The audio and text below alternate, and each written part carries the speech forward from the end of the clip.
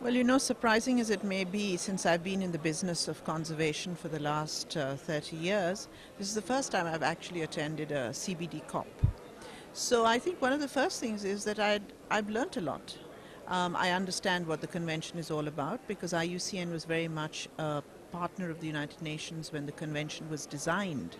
And so this is in a sense part of our heartland, part of our business, biodiversity. And the Convention on Biodiversity obviously gives the legal framework for the nations of the world to look after the planet and all its living resources. So I suppose my takeaway would be, one, a lot of learning, a lot of understanding to look at how international intergovernmental processes work, to see how my own organization plays a very important and effective role in that. Since IUCN is a membership organization, to see how nation states come together with civil society and science in order to influence the policies at national level, at regional level, and what exactly the new trends are, what are the challenges, what is going to be the architecture, in a sense, of the future of biodiversity over the next 2 years till the next COP. Ma'am, this year in COP11, a lot of emphasis is being is being put on assessment of everything that has been planned in the previous COP meeting. What is your understanding? What is your observation of the developments, the positive impacts that have actually been brought about in the Asian region? Well, I think when you say assessment, really what is being assessed is measured is implementation. In other words, you know, we have these big conventions, we come in with a lot of good intentions and intent, and yet the indicators are all going down.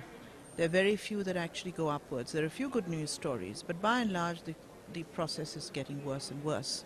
So in that sense, there's a sense of urgency, there's a sense that, you know, we've invested all this time, all this money, all this good intent, all this good science, and yet we don't seem to be making the level of impact we need to on the ground to reverse the trends, to bring back the health of the environment, to ensure that the losses that we see of biodiversity every moment are in some halted and then reversed.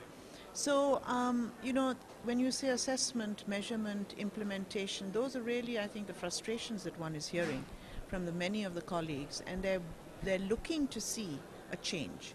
They're looking to see, you know, less talk, more action.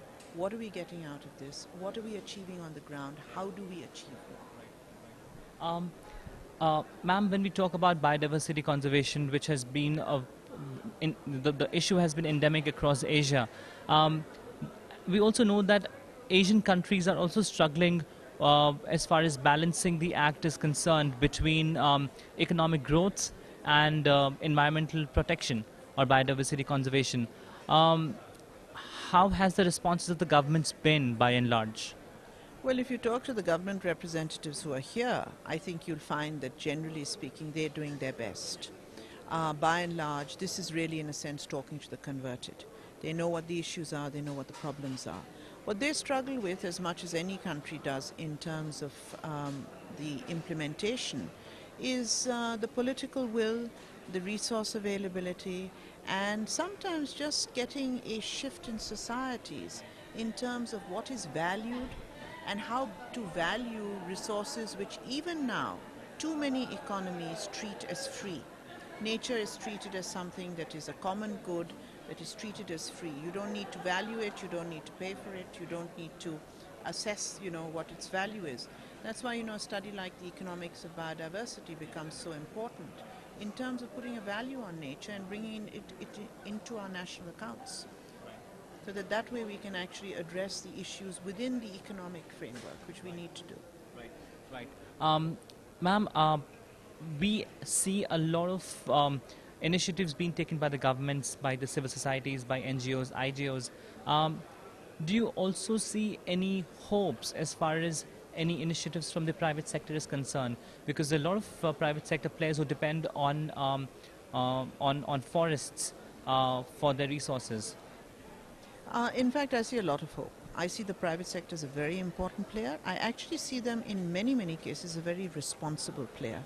I know that traditionally it's been considered that the private sector is irresponsible and is the cause of a lot of the problems. That's true in some cases, particularly the extractive industries. And certainly some of the major problems in terms of valuation means that some of these extractive industries have to look at a totally different way of functioning or a different way of looking at renewables as opposed to extracting oil and coal from the soil. But having said that, generally speaking, the private sector, I think, is in many, many ways far more advanced, not just because they have the resources, but also because they have, in many ways, the freedom to make their own decisions in terms of how their companies work and how they hit this so-called triple bottom line, which includes environment as well, environment, social, and profit. And in order to do that, you've got companies investing often well before anybody asks them to, well before government legislation asks them to. I see private sector as an integral partner in the process. I'll try to wrap this interview up with this last question. There's been a lot of talks about financial resource mobilization in COP11. With the financial crisis hitting the European countries and the US, do you think the biodiversity conservation agenda will continue to remain high on the priority, list of governments, because there will definitely be a crunch of money capital? So will the resources continue to flow in to support projects in this area? Well, I think the assumption you're making there is that all the money needs to flow from the Western nations to places like Asia and Africa. I don't think that's true. I think Asian economies, certainly talking about Asia, Asian economies have now demonstrated that they are more than capable of supporting things that they themselves think are important. And while for historical reasons I would still say it's important for ODA to continue, and for economic reasons, because politically and otherwise there is a certain need for less developed countries to ensure that they continue to receive aid for things like biodiversity conservation, for the trade-offs that inevitably are required if you conserve certain areas against extractive economic development or other kinds of development. Those trade-offs are there, and therefore you do need to bring in funds to ensure that there is a balance. But having said that, I think it's really important also to focus on the Asian economies and what they themselves can invest. Unfortunately, so far, Asia doesn't have the kind of recession patterns that we're seeing in the US and Europe. But these are cycles. Eventually, they will come out of it. Asia may have problems of its own. And so I think money needs to flow where it's needed, and it needs to come from wherever it is available.